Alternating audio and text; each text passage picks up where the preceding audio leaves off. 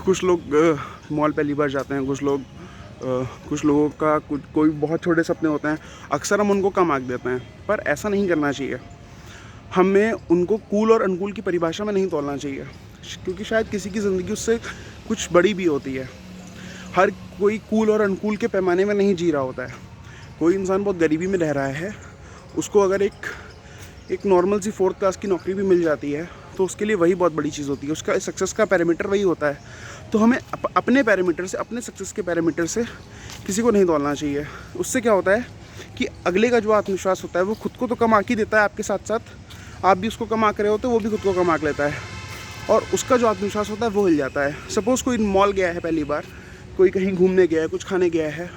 बहुत लोग अफोर्ड नहीं कर सकते हैं, बहुत लोग बहुत अच्छे बैकग्राउंड से नहीं आते हैं जैसे हम और आप आते होंगे, तो उनके लिए वो चीज़ नहीं हो सकती है। उनको एंजॉय करने देना चाहिए, उनको कम नहीं फील कराना चाहिए।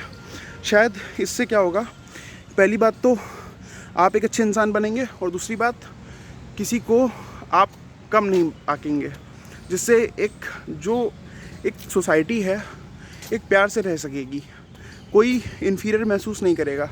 आप तो बोल के या आपका वो स्मर्क, वो झूठी, वो एकदम हास्य मुस्कान किसी के अंदर तक उसको झकझोर सकती है, उसको बता सकती है कि उसका कोई महत्व नहीं है। पर ऐसा नहीं करना चाहिए।